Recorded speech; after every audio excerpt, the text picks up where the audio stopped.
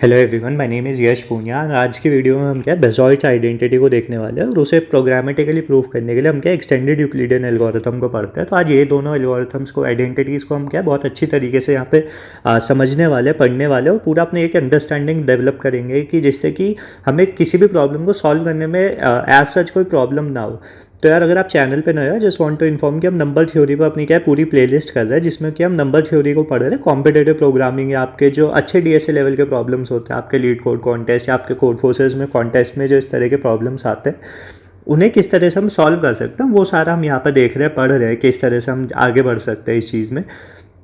And I guarantee you, like अगर आप ये नंबर थ्योरी की ये पूरी प्लेलिस्ट करते हो तो आपको कोई भी आगे दिक्कत नहीं आएगी नंबर थ्योरी के कोई भी कॉन्सेप्ट में। पहली चीज़ यार, आप सभी को क्लियर होगा है, एक एडवांस टॉपिक है नंबर थ्योरी, कोई इजी टॉपिक नहीं है, काफ़ी अच्छे प्रॉब्लम्स बनते हैं। आप पूरी प्लेलिस्ट देखोगे, उसमें भी आप देखोगे कि मैंने क्या 2000 रेटेड, 2200 रेटेड, इस तरह के प्रॉब्लम्स आपको करवाए हुए हैं कोड फोर्सेस से, क्योंकि यार प्रॉब्लम्स इस तरह के बनते हैं।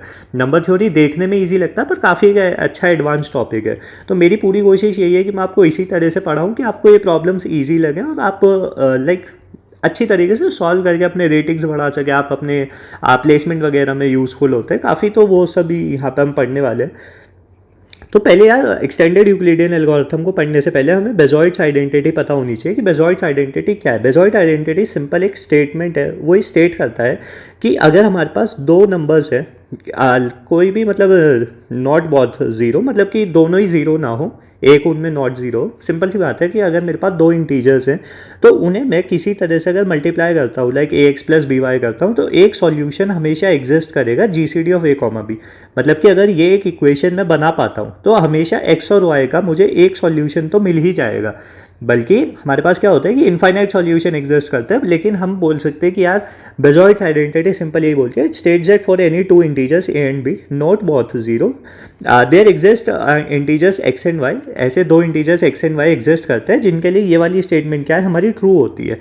सिंपल सी हमारी स्टेटमेंट है कि X plus B Y is equals to G C D of A comma B. G C D का मतलब आपको पता ही है यार, ग्रेटेस्ट कॉमन डिवाइजर। हमारा greatest common divisor G C D, मुझे आई होप आपको बताना नहीं होगा, लेकिन अगर 4 और 6 के हम निकालते हैं तो 4 के हमारे पास डिवाइजर्स क्या होता है, 1 2 4, एंड 6 के हमारे पास हुआ है 1 2 3 6। तो ग्रेटेस्ट भी हो और कॉमन भी हो, तो यहाँ पे हम क्या बोल सकते हैं, इसका जी सी डी हमारे पास क्या आया, 4,6 का हमारे पास जी सी डी आ जाता है 2।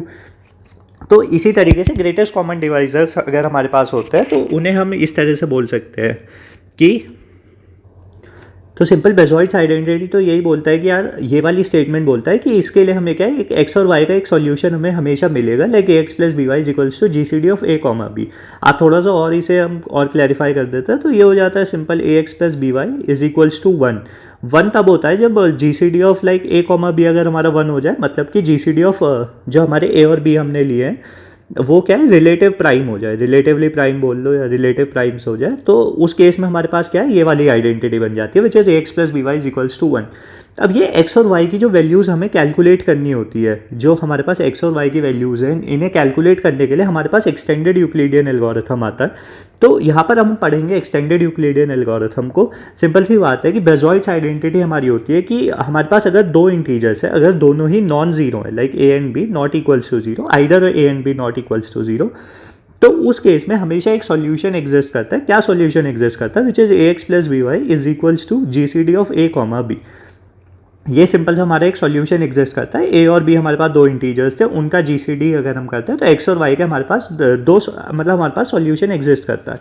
तो अब ये एक्स और वाई के जो सॉल्यूशंस है हमारे पास, इन्हें कैलकुलेट कैसे किया जाए, तो उन्हें कैलकुलेट करने के लिए हमारे पास एक एल्गोरिथम होती है which is extended Euclidean algorithm. I hope आपको यूक्लिडियन एल्गोरिथम पता होगा, बाकी मैं यहाँ पे आपको थोड़ा सा रिवाइज करा दूंगा यूक्लिडियन एल्गोरिथम को भी, उसी को एक्सटेंड कर देते हैं हम, उसी को एक्सटेंड किया जाएगा यहाँ पे, उसी की मदद से हम क्या है, उसी के ऊपर उसको एज अ बेस बनाकर अपनी क्या एक्सटेंडेड यूक्लिडियन एल्गोरिथम को प्रूव करेंगे और वहाँ से कैलकुलेट करेंगे एक्स और वाई की वैल्यू, और साथ में जी सी डी और जो हमारा जी ऑफ ए कॉमा बी है उसे भी हम कैलकुलेट करेंगे। तो सिंपल सी बात है, एक्सटेंडेड यूक्लिडियन एल्गोरिथम हमारा यही बोलता है, और इसमें जो एक्स और वाई है हमारे, उनको हम बेजॉइट्स कोएफिशिएंट्स बोलते हैं। उनको कैलकुलेट करने के लिए हमारे पास एक्सटेंडेड यूक्लिडियन एल्गोरिथम होती है। तो देखते हैं यार, एक्सटेंडेड यूक्लिडियन एल्गोरिथम की मदद से इस प्रॉब्लम को सॉल्व करते हैं और एक्स और वाई की वैल्यूज़ को कैलकुलेट करते हैं। काफ़ी यार बहुत ज़्यादा यूज़फुल एक एल्गोरिथम है ये, काफ़ी सारी प्रॉब्लम्स में यूज़ होती है और काफ़ी एक अच्छी प्रॉब्लम्स में यूज़ होती है। मतलब कि इस तरह की एल्गोरिथम है या बेजॉइट आइडेंटिटी इस तरह की स्टेटमेंट है कि अगर आपको पता होता है तो यार बहुत ईजी हो जाती है प्रॉब्लम्स। अगर आपको नहीं पता होता यार वो सुपर हार्ड है, वो प्रॉब्लम्स नहीं समझ में आती, पता भी नहीं लगता कि यार इसमें क्या ही यूज़ हो रहा है। तो बस वही है यार, देखेंगे हम धीरे धीरे इसके बहुत सारी प्रॉब्लम्स भी देखेंगे तो आपको पूरा कॉन्सेप्ट समझ में आ जाएगा। तो पहले यार एक बार यूक्लिडियन एल्गोरिथम को हल्का सा रिवाइज कर लेते हैं कि यूक्लिडियन एल्गोरिथम हमारा क्या बोलता था। सिंपल से हमारे दो प्रॉपर्टीज़ होते थे। मैं आपको रिवाइज करा देता हूँ। हमारे पास दो प्रॉपर्टीज़ होते थे जीसीडी के। GCD of A comma zero हमेशा हमारा ए होता था। मतलब कि अगर हम ग्रेटेस्ट कॉमन डिवाइजर निकाल रहे किसी नॉन ज़ीरो नंबर को ज़ीरो के साथ, तो हमेशा हमारा जीसीडी नॉन ज़ीरो नंबर होता था। ये मैंने आपको क्या है प्रूफ भी करके दिखाया हुआ। आप अगर प्लेलिस्ट देखते हो आ रहे हो तो आपको पता होगा इसका प्रूफ भी। यूक्लिडियन एल्गोरिथम के टाइम पे मैंने इसका पूरा प्रूफ आपको दिया होगा, मैं यहाँ पर नहीं कराऊंगा। हम यहाँ पे एक्सटेंडेड यूक्लिडियन एल्गोरिथम का प्रूफ देखेंगे।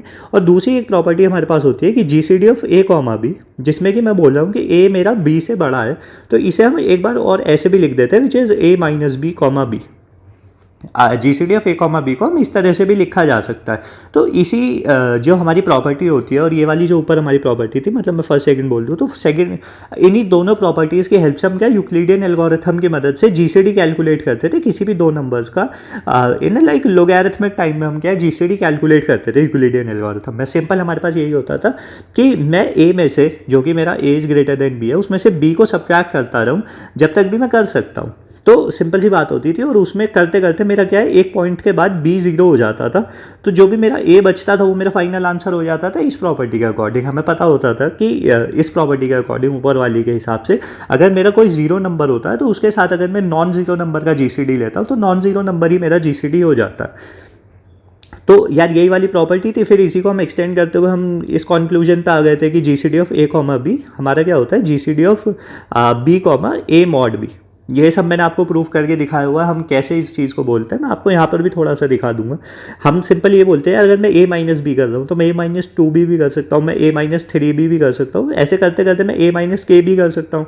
और अगर मैं यहाँ पे देखूँ तो ए माइनस के बी, क्योंकि जब तक भी बी की वैल्यू कम है तभी तक मैं सब्ट्रैक्ट कर रहा हूँ, तो ये वैल्यू हमेशा greater than equals to zero रहने वाली है। तो आप यहाँ से कैलकुलेट करते हो तो ए बाई बी हमारी के की वैल्यू आ जाती है। आप थोड़ा सा और इसे ध्यान से देखोगे तो अगर मैं ए को लिखना चाहूँ तो मैं कैसे लिख सकता हूँ, Q times B plus R. इसको हम क्या बोलते हैं, यूक्लिड्स डिवीजन बोलते हैं। यूक्लिड्स डिवीजन के रूल के हिसाब से हम इसे ऐसे भी लिख सकते हैं, a is equals to q times B plus r. अब यहाँ पे हमारे पास क्यू क्या होता है, क्वोशिएंट होता है, और आर हुआ हमारे पास रिमाइंडर। तो आर की वैल्यू मेरे पास क्या आ गई, a minus Q b. Q b मेरे पास क्या है, क्यू की वैल्यू ए बाई बी होती है, और आर ही मुझे कैलकुलेट करना। और रिमाइंडर और क्या होता है आप देखो तो रिमाइंडर हमारा और कैसे हम कैलकुलेट करते हैं, ए मॉड बी से भी कैलकुलेट किया जाता है। तो आप ऐसा ना करके कि हम हर वैल्यू को एक एक बार सब्ट्रैक्ट करते हैं, तो हम उसे एक एक बार सब्ट्रैक्ट ना करके हम क्या सीधा मॉड ले लेते हैं, जिससे कि हमारा क्या डायरेक्टली रिमाइंडर आ जाता है। यही हमारा क्या यूक्लिडियन एल्गोरिथम का पूरा कोर कॉन्सेप्ट है कि किस तरह से यूक्लिडियन एल्गोरिथम यहाँ पे हम डिराइव करके लाते हैं। तो आई होप यार आपको ये सारी चीज़ें पता होंगी। अब इनके बाद हम क्या अपनी एक्सटेंडेड यूक्लिडियन एल्गोरिथम की तरफ चलते हैं कि हम एक्सटेंडेड यूक्लिडियन एल्गोरिथम को कैसे कैलकुलेट कर सकते हैं। तो मैं आपको यार एक चीज़ बताता हूँ, जब हम वो कैलकुलेट कर रहे थे, जीसीडी कैलकुलेट कर रहे थे, तो हमने देखा यार ए कॉमा जीरो जो है वो जीरो होता है। अब मैं GCD of A comma B calculate करना चाह रहा हूँ, मतलब कि मैं एक इक्वेशन कैलकुलेट कर रहा हूँ, a x plus B Y is equals to G C D of A comma B. अब अगर मेरे पास यहाँ पे ए हो जाएगा ना, तो हम यहाँ पे इस वाली चीज़ को सिंपल किस तरह से और लिख सकते हैं, मतलब कि ये G C D of A comma B, जिसमें कि मैं बोल रहा हूँ कि अगर मेरा मेरा ए है और बी ज़ीरो हो जाए, तो ये इक्वेशन और क्या हो गई मेरे पास, सिंपल सी बात है, a x plus zero times y is equals to a. अब आप यहाँ पे एक चीज़ देख सकते हैं कि यार अगर मुझे इस प्रॉब्लम का एक सॉल्यूशन क्रिएट करना है तो वो क्या सॉल्यूशन हो सकता है कि मेरा G C D of A comma b क्या है, मेरा ए हो जाए। तो मैं क्या बोल सकता हूँ यार, एक्स की वैल्यू 1 लिखो और वाई की वैल्यू अगर मैं 0 कर दूँ तो मेरे पास एक सॉल्यूशन एग्जिस्ट करता है। किस तरह से एग्जिस्ट करता है, ठीक है, मेरे पास ए टाइम्स 1 आया प्लस बी टाइम्स 0 आया, एंड उसके बाद G C D of A comma b मेरा ए ही रह जाता है, क्योंकि मैंने आपको ऊपर बताया था कि अगर मेरे पास एक नंबर भी 0 हो जाता है तो यहाँ से ये वाली चीज़ 0 हुई और मेरे पास यहाँ से 1 हुआ, और सिंपल सी बात है कि यहाँ से मेरे पास एक सॉल्यूशन आ गया which is x equals to 1 y equals to 0। मतलब कि जब मेरा a की वैल्यू कुछ है और b की वैल्यू मेरे पास 0 होती है तो GCD of a comma b मेरे पास क्या आ जाता है, a आ जाता है। हम यही तो बेस केस यूक्लिडियन एल्गोरिथम के हिसाब से भी लेके चलते थे। अब उसके हिसाब से अगर मैं इक्वेशन लिखता हूँ तो मैं इस तरह से लिख सकता हूँ ax plus B Y equals to GCD of a comma b। अब इसमें x और y की मेरी मिनिमम वैल्यू क्या हो सकती है कि यार मैं x की वैल्यू 1 रख दूँ और y की वैल्यू 0 रख दूँ। सिंपल सी बात है, एक सॉल्यूशन मेरा वहाँ से आ गया। हो सकता है इनफाइनाइट सॉल्यूशन हो सकता है, आप बहुत सारे सॉल्यूशन और भी डिराइव कर सकते हैं, बिल्कुल वो हो सकता है। लेकिन मैं आपको बस एक बेस केस बता रहा हूँ कि यार हाँ एक ये पर्टिकुलर सॉल्यूशन मेरा हो सकता है। आप यहाँ पे देखोगे तो मैंने क्या है ये सारी चीज़ें लिखी भी हुई हैं। हम जब एक्सटेंडेड यूक्लिडियन एल्गोरिथम को प्रूव कर रहे हैं तो हम पहले क्या बेस केस की बात कर रहे हैं, हमारा रिकर्शन एंड कहाँ पर हो रहा है। मैंने ये सारी चीज़ें यहाँ पे भी लिखी हुई हैं, तो आप देखना चाहे तो आप देख सकते हैं। हमारे पास सिंपल जैसे कि हम यूक्लिडियन एल्गोरिथम भी करते थे, जब हमारी b की वैल्यू 0 हो जाएगी तो हम x की वैल्यू 1 रख देंगे, y की वैल्यू 0 रख देंगे, और हमारा जो GCD होता था अगर हम चाहे तो यहाँ से बस रिटर्न कर देंगे हम a की वैल्यू। क्योंकि हमारी जो एक्सटेंडेड यूक्लिडियन एल्गोरिथम है वो तीन चीज़ों को कैलकुलेट करेगी, वो x को भी कैलकुलेट करेगी, y को भी, और GCD of a comma b को भी। आप धीरे धीरे क्या स्टेप बाय स्टेप आपको समझ में आएगा। आप अपनी एक और चीज़ यहाँ पे नोटिस की होगी, मैं यहाँ पे रिकर्शन की बात कर रहा हूँ। मैं बोल रहा हूँ कि यार ये मेरा एक तरह से बेस केस हुआ। बेस केस क्या हुआ, जब मेरी b की वैल्यू 0 हो गई तो मैं x की वैल्यू 1 लिख सकता हूँ, y की वैल्यू 0 लिख सकता हूँ, क्योंकि यार मुझे कोई बेस चाहिए सेट मतलब कि वहाँ पे स्टैंड करने के लिए कि मैं कहाँ से अपनी क्या एल्गोरिथम को प्रूफ करना स्टार्ट करूँ। जब हमने यूक्लिडियन एल्गोरिथम भी देखी थी, मैं आपको इंट्यूशन की यहाँ पे बात कर रहा हूँ, तो यूक्लिडियन एल्गोरिथम के हिसाब से भी हमने देखा था यार GCD ऑफ a कॉमा 0 हमारा a होता है। तो हमारी यार यही सोच आई थी कि यार मैं किसी तरह से b की वैल्यू को 0 कर दूँ तो जो भी बचेगा वो मेरा क्या GCD हो जाएगा। उसी चीज़ को प्रूफ करते हुए हमारे पास फिर ये प्रॉपर्टी आ गई थी कि a कॉमा बी को मैं इस तरह से लिख दूंगा GCD of a minus B comma B. फिर इसे हम एक्सटेंड करते हुए क्या मॉड्यूलस रिमाइंडर वाले ऑपरेशन में गए थे। तो मतलब वो ये कि मेरे पास एक बेस केस आ जाए, फिर मैं उस पर स्टैंड करके अपना क्या पूरी प्रॉब्लम को सॉल्व कर दूंगा। तो आपको ये वाली चीज़ समझ में आई होगी कि कैसे हमारा बेस केस यहाँ पर आता है। अब सिंपल सी बात है यार, अब हमें क्या पूरी प्रॉब्लम सॉल्व करनी है, तो मैं आपको समझाता हूँ कि इस तरह का प्रूफ कैसे कर सकते हैं। हमारी जो एक्सटेंडेड यूक्लिडियन एल्गोरिथम उसमें हम कैसे करेंगे। तो सिंपल सी बात है, अगर मेरे पास एक पेयर है इंटीजर्स है a कॉमा b, इसके लिए मेरे पास इक्वेशन बनती है which is ax plus B Y is equals to GCD of a comma b। ठीक है, अब मैं क्या चाह रहा हूँ कि यार मेरे पास अगर ये मैं कैलकुलेट कर रहा हूँ GCD of a comma b के लिए, मेरे पास एक पेयर और भी हो सकता है। अगर मैं चाहूँ तो मैं GCD of a comma b को, क्योंकि हमें क्या यूक्लिडियन एल्गोरिथम पता है, उसमें क्या बोलते थे हम GCD of a comma b को हम लिख देते थे b comma a mod b। क्यों हम यहाँ पे स्वैप कर देते थे b की वैल्यू, वो सब चीज़ें मैंने वहाँ पे आपको बताई हुई हैं ऑलरेडी। आप वो वाली वीडियो देखोगे तो आपको क्लियर हो जाएगा ये वाली चीज़ यहाँ पे कैसे आती है। तो मैं क्या बोल रहा हूँ यार, अब ये जो हमारा नया पेयर आया which is b comma a mod b, इसके हिसाब से मेरी क्या इक्वेशन बनेगी। तो देखते हैं हमारे पास क्या इक्वेशन बनती है, वो which is like bx plus a mod b and times y is equals to GCD of b a mod b। आप यहाँ पे देखोगे GCD of b mod a और GCD of a comma b हमारी दोनों सेम ही बात है, लेकिन थोड़ा सा इसे क्या और एक्सटेंड करते हैं। मतलब कि ये जो हमारे पास ये वाली जो हमारे पास वो आया एक्सप्रेशन आया, इसे थोड़ा सा और आगे बढ़ाते हैं। तो a मॉड b को मैंने आपको बताया यार, हम अगर जब हम डिवाइड करते थे तो हम a माइनस बी कर रहे हैं, a माइनस 2b कर रहे हैं, फिर a माइनस के बी तक हम जा रहे हैं। तो यही वाली सारी चीज़ें होती थी कि हम कितनी बार सब्ट्रैक्ट करते थे। तो मैंने आपको ऊपर भी बताया था कि हम जब भी हम इस तरह से सब्ट्रैक्ट करते हैं तो हम रिमाइंडर ले लेते हैं यार, q times b plus r कर लो, r की value a minus Q B हो गई, वो वही वाली चीज़ है जो मैंने ऊपर लिखी थी, और r की वैल्यू क्या होती है a मॉड b होती है। तो आप यहाँ से क्या आपके पास समझ में आता है कि a मॉड b को मैं इस तरह से लिख सकता हूँ a माइनस क्यू बी, और q की वैल्यू मेरे पास क्या है, क्योंकि जैसे कि मैंने आपको बताया था a माइनस क्यू बी जो है वो हमेशा क्या है ग्रेटर देन इक्वल्स टू 0 होगा। q की value greater than equals to 0 में मतलब कि q की वैल्यू a बाई बी हुई। तो इस चीज़ को आप थोड़ा सा और एक्सटेंड करते हो तो a minus a by B, क्योंकि यहाँ पे फ्लोर लिया जाएगा, हमारी greater than equals to value है, एंड टाइम्स b। ये हो गई मेरी a मॉड b की वैल्यू। आई होप आपको समझ में आई होगी कि ये वाली वैल्यू कैसे कैलकुलेट होकर आई है, a minus a by B multiply by B.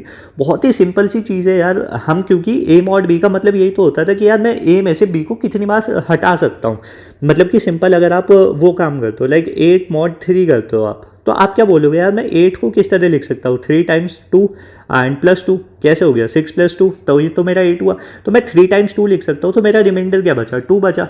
तो और मैं आपको बताना चाहूँ तो हम कैसे बोल सकते हैं कि 8 में से मैंने 3 को एक बार सब्ट्रैक्ट किया, 2 बार सब्ट्रैक्ट किया, उसके बाद मेरे पास क्या बचा, मैं एक बार और सब्ट्रैक्ट नहीं कर सकता, मेरे पास 2 बचा, 2 में से मैं -3 नहीं कर सकता, तो जो भी बचा वो मेरा 2 मेरा आंसर हो गया, रिमाइंडर हो गया। और क्वेश्चन में कैलकुलेट करना चाहूँ तो वो मेरा 8/3 हो गया, विच इज सिंपली 2। हम फ्लोर वैल्यू लेते हैं तो बस सिंपल से यहीं पे वो चीज़ें आ जाती है कि हम कैसे कैलकुलेट कर सकते हैं ए मॉड बी की वैल्यू को भी। आई होप आपको पता होगा। और ए मॉड बी को हमने कैलकुलेट करके ये वाली हमारे पास इक्वेशन आती है, और मैं क्या बोल रहा हूँ, इसे आप ऊपर वाली इक्वेशन में डाल दो।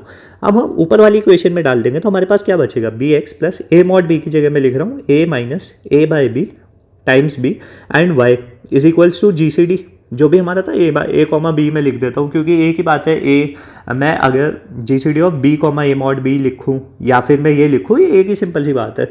तो मैंने सिंपल रखने के लिए G C D of A comma b लिख दिया यहाँ पे। आई होप आपको क्लियर होगा। और यहाँ पर भी मैंने क्या, ये फ्लोर वैल्यू में नहीं लिख रहा हूँ, क्योंकि सी प्लस प्लस या किसी भी प्रोग्रामिंग लैंग्वेज में अगर आप ए बाई बी कर रहे हो तो वो ऑलरेडी इंटीजर डिवीजन ही हो रहा है, वो ऑलरेडी फ्लोर ही लेके चलते हैं, तो वो भी हम सिंपल यहाँ पे रख सकते हैं। तो अब क्या है यार, पहली बात यार इन्हें x1 y1 लिख लेते हैं, थोड़ा सा हमारा कन्फ्यूजन क्लियर है, क्योंकि x और y हमारे पास थी इस वाली आइडेंटिटी में जो हम ऊपर लेके चल रहे थे, पर ये था जब हम ए कॉमा बी वाले पेयर के लिए बात कर रहे थे। अभी हम पेयर के लिए बात कर रहे हैं which is A B comma B A mod B. तो हम इसके लिए क्या बोलते हैं, x1 y1 हमारी वैल्यू है, उसे कैलकुलेट करते हैं, x1 y1 की वैल्यू उसको। तो x1 y1 हमारे पास इस तरह से आया। तो अब इस इक्वेशन को थोड़ा सा खोलते हैं तो हमारे पास क्या आता है, y1 को आप अंदर मल्टीप्लाई कीजिए तो a y1 minus A by B times B and times y1 is equals to G C D of A comma B. जैसे हमारे पास था वैसे का वैसे ही हम रखते हैं। आप क्या है यार, ए वाली टर्म्स को एक साथ लिख दीजिए, बी वाली टर्म्स को एक साथ, तो हमारे पास ए y1 हो गया, बी ये वाली जो टर्म्स है इन्हें हम एक साथ रखे, बी कॉमन लिया मैंने, बी कॉमन लेने के बाद हमारे पास क्या बचा, x1 minus A by B y1। I hope आपको ये भी क्लियर हुआ होगा, is equals to G C D of A comma B. ठीक है, तो यार ये हमारे पास एक फाइनल इक्वेशन आ गई कि यार इस तरह की इक्वेशन मेरी बन गई, क्योंकि हम इसे और ज़्यादा सिंप्लीफाई नहीं कर सकते फिलहाल इस इक्वेशन को। और हमारे पास ऊपर क्या थी equation, A x plus B Y is equals to G C D of A comma B. अब क्योंकि यार राइट हैंड साइड हमारी सेम ही है तो हम क्या है कंपेयर कर सकते हैं। तो आप बोल सकते हो कि ऑन कंपेयरिंग, सिंपल यार मैथ्स वाले काम है, जैसे मैथ्स में करते थे, तो आप ऑन कंपेयरिंग आप देखोगे तो a1 तो हमारे पास यहाँ पे x की वैल्यू क्या आ गई, y1 आ गई, एंड y की वैल्यू क्या आ गई, हम यहाँ से x की वैल्यू y1 ली, y की वैल्यू हमारे पास क्या हो गई, x1 minus A by B and y1। तो यही यार एक्सटेंडेड यूक्लिडियन एल्गोरिथम का हमारा जो मेन रीज़न था सॉल्व करने का, वो यही होता है। क्योंकि यही क्यों होता है यार, मैं आपको इंट्यूशन की बात करूं, हम जीसीडी कैसे कैलकुलेट करते थे, हमारे पास ए बी को हम कैलकुलेट करते थे तो हम क्या बोलते थे, बी ए मॉड बी आप कैलकुलेट करो। फिर हम क्या बोलते थे, इसे और नीचे एक्सटेंड करो, तो हमारे पास हो गया ए मॉड बी, क्योंकि ये हमारा बी इधर आ गया, and B mod A mod B, क्योंकि हम ए मॉड बी करते हैं। सो इस तरह से हम नीचे चलते चलते किसी पॉइंट पर आकर हमारे पास ए कॉमा 0 वैल्यू रह जाती थी। यहाँ पर हमारा ए मॉड बी कुछ भी हो सकता है, तो इसमें हमारा क्या फाइनल आंसर ए हो जाता था। तो हम यहाँ पर भी यही करते हैं, एक्सटेंडेड यूक्लिडियन एल्गोरिथम में भी हम नीचे नीचे रिकर्शन में चलते चले जाएंगे, और लास्ट में आकर हमारी एक्स और फॉर एग्जाम्पल यहाँ पर आकर हमारे एक्स एन और वाई एन हो गया, तो यहाँ पे हम क्या बोल सकते हैं, एक्स एन की वैल्यू 1 हो सकती है और वाई एन की वैल्यू 0 हो सकती है। तो इसे इनकी मदद से हम जो ऊपर हमारे पास थी एक्स एन माइनस 1 और वाई एन माइनस 1, इनकी वैल्यू कैलकुलेट कर सकते हैं। फिर ऊपर X N minus 2 Y N minus 2 की वैल्यू कैलकुलेट करके ऊपर आते आते इस तरह से हमें फाइनली एक्स और वाई की वैल्यू मिल जाएगी। कैसे मिल जाएगी यार, मैं क्या बोल रहा हूँ, अगर मेरे पास x2 और y लाइक, हाँ सिंपल सी बात है, x2 और y2 की अगर मेरे पास वैल्यू हो तो मैं x1 की वैल्यू मेरे पास y2 हो गई, एंड लाइक y1 की मेरे पास वैल्यू हो गई x2 minus A by B y1 y2, क्योंकि यही हमने क्या ऊपर प्रूफ किया था। अब सिंपल सी बात है, x और y की वैल्यू कैलकुलेट करने के लिए मैं x1 y1 की वैल्यू की हेल्प ले लूँगा, तो मेरे पास x हो जाएगा which is like y1 and y हो जाएगा मेरे पास which is x1 minus A by B y1। तो यही यार पूरा क्या एक्सटेंडेड यूक्लिडियन एल्गोरिथम का मेन कॉन्सेप्ट होता है। आई होप आपको यार समझ में आया होगा, मैं क्लियर कर पाया हूँ। सिंपल जैसे हम यूक्लिडियन एल्गोरिथम में कैलकुलेट करते थे कि यार GCD of A comma B calculate करने की जगह आप सिंपल एक काम करो यार, आप GCD of B comma A mod B calculate कर लो, और यार फाइनली जब हम रिकर्शन में जाते जाते क्या किसी पॉइंट में हमारा ए कॉमा 0 रह जाएगा, तो उस टाइम में हमें पता चल जाएगा जीसीडी मेरा ए है, ठीक है। कि यार मेरी जी की वैल्यू क्या आ गई, ए आ गई, और इस पॉइंट में मेरे एक्स की वैल्यू 1 हो गई, वाई की वैल्यू 0 हो गई। ये एक पर्टिकुलर सॉल्यूशन है, और भी सॉल्यूशंस हो सकते हैं, लेकिन हम क्या है एक्सटेंडेड यूक्लिडियन एल्गोरिथम के टाइम पे हम सिर्फ वन सॉल्यूशन फाइंड आउट करते हैं। ऐसा नहीं हम इनफाइनाइट सॉल्यूशन फाइंड आउट करेंगे, सिर्फ एक पर्टिकुलर सॉल्यूशन, वो कुछ भी हो सकता है, हम उसे कैलकुलेट करते हैं। तो हमारा बेस केस ये हो गया एक्स की वैल्यू 1 हो गई, वाई की वैल्यू 0। अब इनकी वैल्यूज़ की मदद से हम क्या है एक्स, मान लीजिए ये एक्स एन वाई एन है, हम नीचे जाते जाते इतने आ गए, X N minus one Y N minus one की वैल्यू हम कैलकुलेट कर सकते हैं। फिर उसके बाद हम ऊपर जैसे जैसे चलते हैं, मतलब कि हम बची हुई सारी वैल्यूज़ की, और फाइनली हम एक्स और वाई की वैल्यू को कैलकुलेट कर लेंगे और अपना क्या फाइनल आंसर अपना क्या रिटर्न कर देंगे। तो यार आई होप आपको समझ में आया होगा कि हम कैसे एक्सटेंडेड यूक्लिडियन एल्गोरिथम को देखते हैं। एंड मैं आपको यहाँ पे क्या सब कुछ मैंने लिखा भी हुआ है, मैं क्या ये वाले जो नोट्स हैं डिस्क्रिप्शन में, जैसे कि मैंने पुराने सब कुछ डाला हुआ है, मैं डिस्क्रिप्शन में डाल दूंगा, आप एक्सेस कर सकते हैं, देख सकते हैं। वही वाली सारी चीज़ें, पहले आपने बेस केस देखा, बेस केस किस तरह से है, उसके बाद हमने रिकर्शन बिल्डअप करना स्टार्ट किया, बैकवर्ड्स हमने चले, वही सारी चीज़ें आप रीड करोगे तो आपको क्लियर हो जाएगा, काफ़ी सिंपल लैंग्वेज में यहाँ पे सब कुछ लिखा हुआ है। फाइनली हमारे पास क्या है, रीअरेंज करने के बाद ये इक्वेशन आ जाती है, उसके बाद आइडेंटिफाई करते हैं कोएफिशिएंट, और मेन ये वाला पार्ट है हमारा कि x की वैल्यू y1 हो जाती है, which is x is equals to y1, and y की वैल्यू मेरे पास आ जाती है x1 minus a by B y1। यही हम प्रूफ करके लाए थे, और यही हमारा क्या फाइनल सॉल्यूशन हो जाता है। इसी तरह से हम क्या रिटर्न कर देते हैं। फिर जी आप कोड देखोगे तो आपको और अच्छे तरह से क्लियर होगा, रिकर्सिव कोड है, आइटरेटिव की एज सच कोई ज़रूरत नहीं होती। आप चाहें तो आप क्या विकीपीडिया वगैरह, मतलब कि बहुत सारे आपके सीपी हैंडबुक वगैरह में कहीं पे भी आपको मिल जाएगा। तो आप आइटरेटिव देखना चाहते हैं, आप एक्सप्लोर करना चाहते हैं, आप कर सकते हैं। बाकी रिकर्सिव में कोई दिक्कत नहीं है, सिंपल है, समझने में ईजी होता है। हम यही करेंगे। एक्सटेंडेड जीसीडी हमारा क्या है, फंक्शन है इंट, ये रिटर्न कर रहा है। इंट का मतलब वो ये जीसीडी, हम रिटर्न वैल्यू यहाँ पे रिटर्न हम क्या कर रहे हैं, जीसीडी हम रिटर्न करेंगे। हम तीनों चीज़ें कैलकुलेट करेंगे, आप चाहे तो एक या दो ही चीज़ें कैलकुलेट करें, पर हम तीनों चीज़ें कैलकुलेट करें, एक अच्छी इंप्लीमेंटेशन रख रहे हैं। ए और बी की वैल्यू मैंने पास ऑन की, और एक्स और वाई को हमने एज अ रेफरेंस पास किया है, मतलब कि हमने सिर्फ उनका एड्रेस पास किया है, क्योंकि हम क्या वैल्यूज़ को चेंज कर रहे हैं रिकर्शन में, तो हम बार बार नई पास बाय वैल्यू नहीं करेंगे, क्योंकि वैल्यू फिर हमारी क्या है हर बार डिफरेंट होगी, तो हमें क्या इनकरेक्ट रिजल्ट मिलेगा। इसलिए हम क्या है बाय एड्रेस हम पास कर रहे हैं, दैट्स वाई हमारी क्या है सिंपल हो जाएंगी सारी चीज़ें। तो यहाँ से हमें क्या समझ में आता है कि यार बेस केस हमारा वही है कि अगर बी की वैल्यू 0 होती है तो एक्स की वैल्यू 1 करो, वाई की वैल्यू 0 करो, रिटर्न कर दो ए को। एंड अगर हमारे पास सिंपल, फिर हमने कैलकुलेट किया x1 y1 को, और जीसीडी में हमने पास ऑन कर दिया।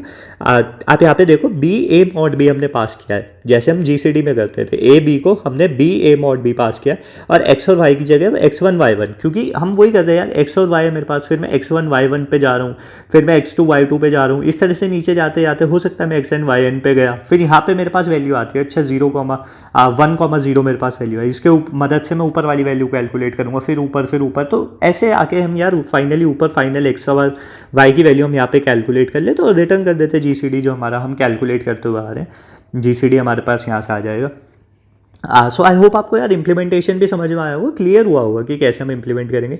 टाइम और स्पेस कॉम्प्लेक्सिटी आप देख सकते हैं, तो of log of minimum of A comma b है, मतलब कि simple log of minimum of A comma b, क्योंकि जैसे कि एक्सटेंड यूक्लिडियन एल्गोरिथम के टाइम पे भी यही हमारी क्या टाइम कॉम्प्लेक्सिटी होती थी, मैंने वहाँ पे आपको प्रूफ करके भी दिखाया था। क्योंकि ए और बी की वैल्यू है, हम जीसीडी कर रहे हैं तो हम क्या कर रहे हैं, बी ए मॉड बी, तो हर बार हम क्या है ए मॉड बी तो कर ही रहे हैं, मतलब कि हम किसी वैल्यू को रिड्यूस कर रहे हैं। अब रिड्यूस कितना कर रहे हैं यार, हम ज़्यादा से ज़्यादा कम से कम या हाफ, मतलब कि आधा तो रिड्यूस कर ही रहे हैं उस वैल्यू को। तो क्योंकि हम आधा रिड्यूस कर रहे हैं, हाफ रिड्यूस कर रहे हैं, हर बार वैल्यू मेरी 1 थी, फिर 1/2 हो गई, फिर 1/4 हो गई, फिर 1/8, फिर 1/16, तो इस तरह से हमारा क्या है ये हार्मोनिक सीरीज बन जाता है, which is like logarithmic time में हमारा काम होता है। और क्योंकि हमारी क्या जो छोटी वैल्यू होगी वो पहले 0 हो जाएगी, बड़ी वैल्यू हमारी क्या फाइनल आंसर हो जाती है, तो इसलिए minimum of A comma b बहुत ही ज़्यादा एफिशिएंट एल्गोरिथम है, और आई होप आपको समझ में भी आया होगा। टाइम कॉम्प्लेक्सिटी भी, स्पेस कॉम्प्लेक्सिटी क्योंकि रिकर्सिव कॉल स्टैक की मदद से हमारे क्या log of minimum of A comma b होते हैं, काफ़ी एफिशिएंट है, कोई आपको प्रॉब्लम नहीं आएगी कभी भी किसी प्रॉब्लम में रिकर्शन में भी। प्रैक्टिकल एप्लीकेशन हमारे पास यही है, मॉड्यूलर मल्टीप्लिकेटिव इनवर्स आप कैलकुलेट कर सकते हैं, एंड लीनियर डायफटाइन इक्वेशन आप कैलकुलेट कर सकते हो। बाकी क्रिप्टोग्राफी में यूज़ होता है, आरएसए एल्गोरिथम वगैरह में। लीनियर डायफटाइन इक्वेशन हम देखने वाले हैं, आगे हमारा कॉन्सेप्ट आएगा उसमें और अच्छे तरीके से देखेंगे। बाकी मॉड्यूलर मल्टीप्लिकेटिव इनवर्स आप देख सकते हैं, आप रीड कर सकते हैं इसके बारे में, वरना मैं आगे प्रॉब्लम्स आएंगी उसमें हम ये कवर कर लेंगे। तो यार अगर आप बस एक्सटेंडेड यूक्लिडियन एल्गोरिथम क्या a x plus B Y is equals to G के लिए क्या देखना है तो वहाँ पे हमारा खत्म हो जाता है, लेकिन क्योंकि यार हम कॉम्पिटेटिव प्रोग्रामिंग के हिसाब से पढ़ रहे हैं तो वहाँ पे ये खत्म नहीं होता है। हम वहाँ पे हम 3 इंटीजर्स के लिए भी जाते हो, 3 से ज़्यादा इंटीजर्स के लिए भी जाते हैं, लाइक ए एक्स प्लस हमारे पास कुछ इस तरह से होता है, like a x one plus b x two up to and so on like z x n. हमारे पास कुछ भी ये हमारे पास हो सकते हैं एक्स वाई की वैल्यू, मतलब x one x two x n तक भी हम वैल्यूज़ को कैलकुलेट करते हैं, उसके हिसाब से हम बेजॉइड्स आइडेंटिटी को एक्सटेंड करते हैं। तो वो हम क्या है आगे वाली आने वाली प्रॉब्लम्स में देखेंगे, बट अभी के लिए इस वाली पर्टिकुलर में क्या आपको थोड़ा सा एप्लीकेशन दिखा देता हूँ 3 इंटीजर्स के हिसाब से हम कैसे करेंगे, which is a x plus B y plus c z is equals to G C D of A comma b comma c. इसके लिए हम क्या एक्सटेंडेड यूक्लिडियन एल्गोरिथम को किस तरह से प्रूव कर सकते हैं। Let me erase everything. तो हमारे पास क्या है a x plus B y plus c z is equals to G C D of A comma b comma c. तो हम कैसे इस चीज़ को एक्सटेंडेड यूक्लिडियन एल्गोरिथम की मदद से सॉल्व कर सकते हैं और एक्स वाई जेड की वैल्यू कैलकुलेट कर सकते हैं। तो ये क्या है पूरा जो प्रूफ है हमारे पास, पूरी एप्लीकेशन क्या है वो सिंपल एक ही बेस पे एक ही चीज़ पे डिपेंड करती है, विच इज़ कि जीसीडी की आपको प्रॉपर्टी बताओगे यार। GCD of A comma b comma c को मैं लिख सकता हूँ GCD of A comma b comma C.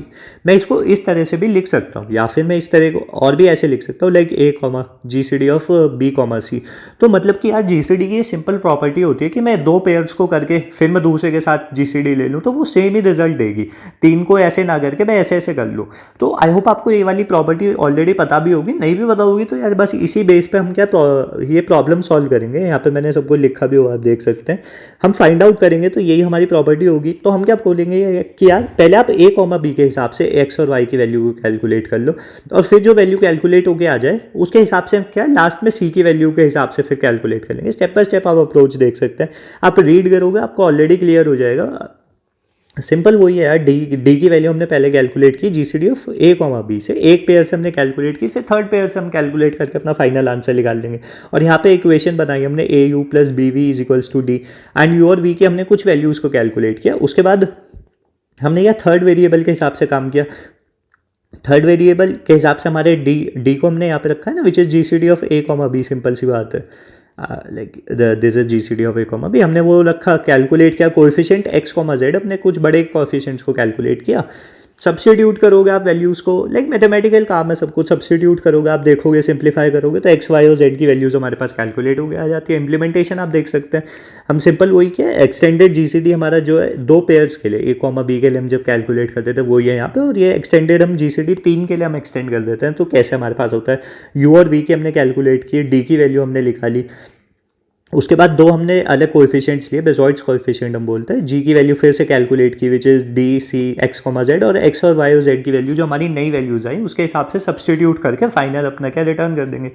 And I hope आपको यह समझ में आया होगा। सेम इसका भी टाइम कॉम्प्लेक्सिटी वही होगी, आप एक बार खुद से रीड कर सकते हो। मैं इस पर इतना मतलब कि जोर नहीं डाल रहा हूँ क्योंकि काफ़ी सिंपल चीज़ है, आप खुद से देखोगे तो आपको क्लियर हो जाएगा। अगर आप यहाँ तक आए हो तो आपके लिए तो बहुत ही सिंपल रहने वाला है। बस मैं आपको क्या यूज़ केस दिखाना चाह रहा हूँ कि अपने आप को लिमिट मत करो कि मतलब कि यार ये तो सिर्फ मैंने 2 के लिए पढ़ी है तो लाइक ए और बी के लिए एक्सटेंडेड यूक्लिडियन लगाया जा सकता है, नहीं 3 के लिए भी लगाया जा सकता है।